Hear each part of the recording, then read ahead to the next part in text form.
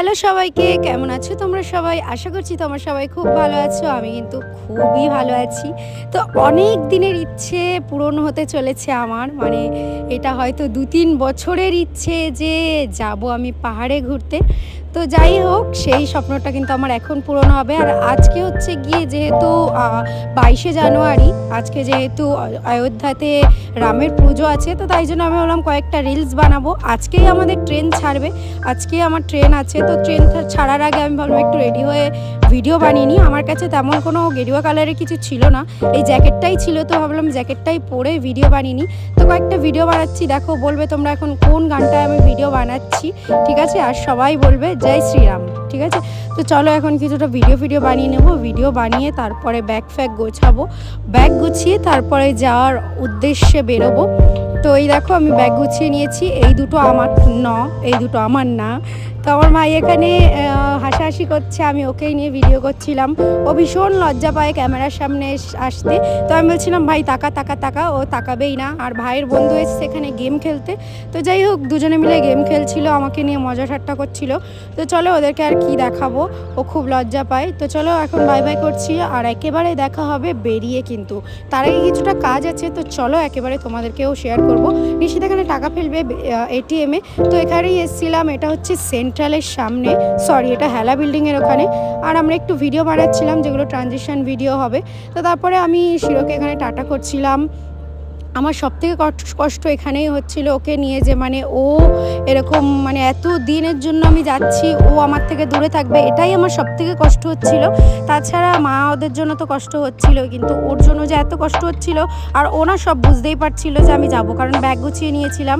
এখানে দেখো ও খেলা করছে, ও এরকম গা ঘষবে, এই করবে, অনেক দুষ্টুমি করে। তারপর আমি ওকে বলছিলাম যে আমি চলে যাচ্ছি। ও সব বুঝতে পারে, দেখো আসবে, তো খুব বুঝতে পারে সব কিছু। আর বুঝতেও পারছিল যে আমি চলে যাবো সত্যিকারের। তো তারপরে এখানে মা কি একটা মাটি দিয়ে দিল। আর তারপরে এখানে আমরা বেরিয়ে পড়বো, আমাদের গাড়ি চলে এসছে। এই যে উবেরে করে আমরা হাওড়া অবধি যাব, হাওড়া গিয়ে তারপরে অন্য কোথাও, মানে তারপরে আমাদের ট্রেন হাওড়া থেকেই। তো যাই হোক, এই যে সবাই আমাকে গুছিয়ে দিচ্ছিল, আমরা এখন বেরোবো এখান থেকেই। আর মা এখানে সবাই কান্নাকাটি করছিল। আমার খুব খারাপও লাগছিল শিরুর জন্য সব থেকে বেশি, কারণ ও বলতে পারে না, কিন্তু ও সব বুঝতে পারছিল। ও একদম মায়ের সাথে থাকতেই চাইছে না, ও আমার কাছেই থাকবে শুধু। তারপরে এখানে আমি মাকে বললাম মা ধরো, তারপরে ও মা ধরেই রাখলো ওকে। আর তারপরে কি আমরা বেরিয়ে গেলাম। এই দেখো ও যাবে, মা ধরে আছে, ও তবুও যাবে। মানে এটাই সব থেকে বেশি খারাপ লাগছিল। কি আর করা যাবে, যেতে তো হবে। কারণ আমি না সত্যি কথা বলতে কোথাও ঘুরতে যাই না ওর জন্যই, শুধু ওর কথা ভেবে। তাও মানে ইচ্ছে তো পূরণ করতেই হবে বলো, সবারই কিছু ইচ্ছে তো থাকেই। তো যাই হোক, এখান থেকে যেতে দেখছিলাম এখানে রাম মন্দিরে মানে পুজো হচ্ছিল রামের। তো যাই হোক, এখানে আমরা চলে এসেছি হাওড়া স্টেশনে। হাওড়া স্টেশন থেকে আমাদের ট্রেন রাত 9:51-তে। তো যাই হোক, এই যে আমরা চলে এসেছি। আর আমার কিন্তু বড় লাগেজ হয়েছে, এটা কিন্তু আমার লাগেজ না।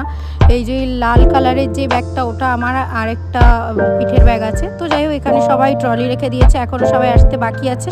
তো দাঁড়িয়ে আছি। আর এই ভিডিওটাতে কিন্তু শেয়ার করবো আমাদের ট্রেনের অভিজ্ঞতাটা, মানে আমরা ট্রেনে কিভাবে কি গেছি, কি কষ্ট পেয়েছি না পেয়েছি, সব তোমাদের সাথে শেয়ার করব। তোমাদের কি করা উচিত এগুলো আমি শেয়ার করব তোমাদের এই ভিডিওতে।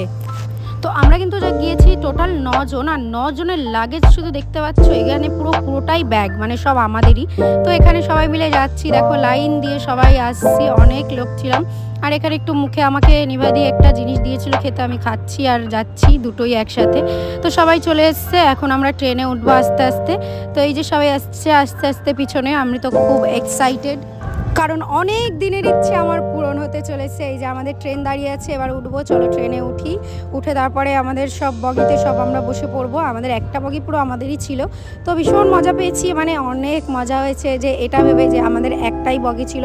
অনেক দিন আগে থেকে আমরা ট্রেনের টিকিটটা বুক করেছিলাম, ওই জন্য আমাদের একসাথেই পড়েছিল। তো এই যে এসেই প্রথমে শুরু গল্প কথা নাচ সব কিছু থেকেই শুরু, অভিজ্ঞতাটা এখান থেকে শুরু হচ্ছে।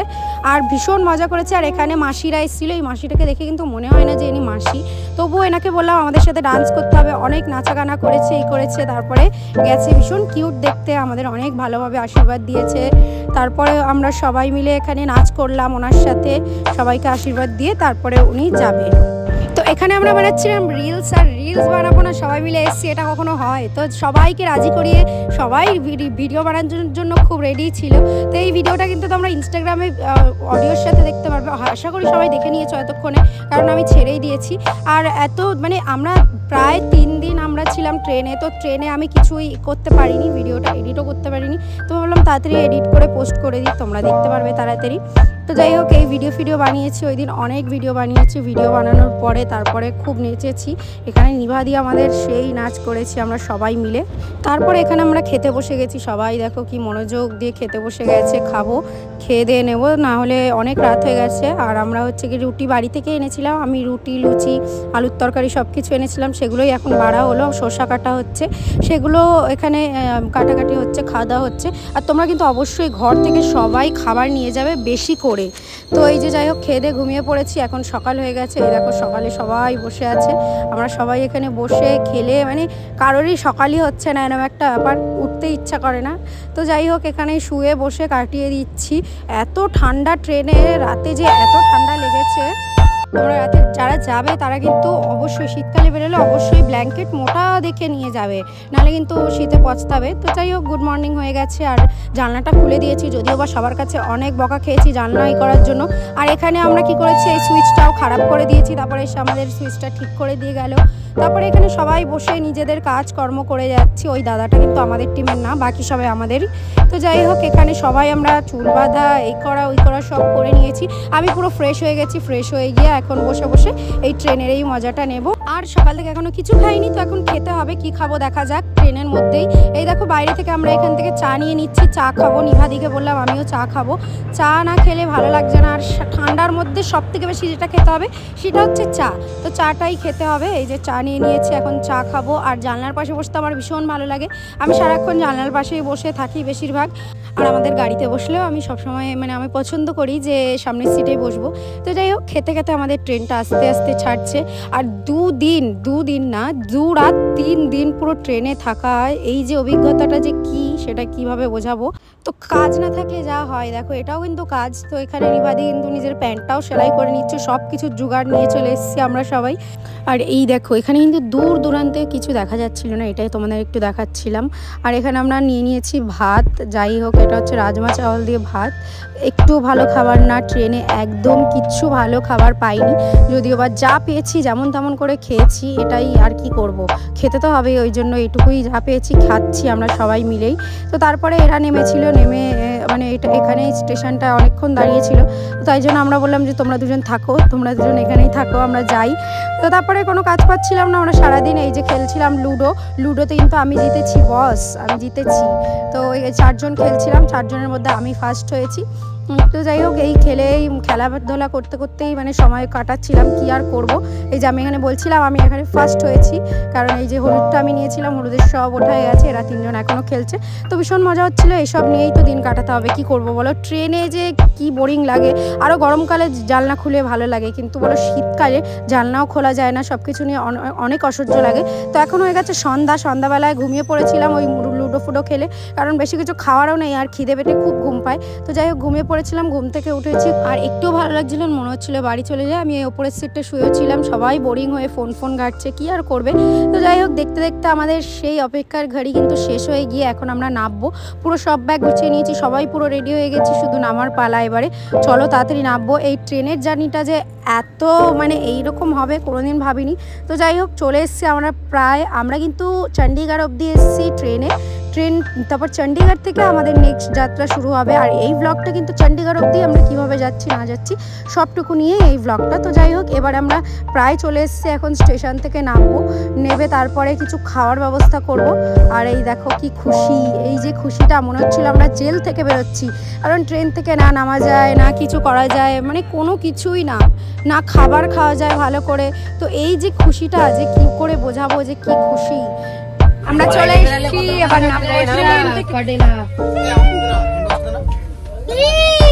Are you excited guys?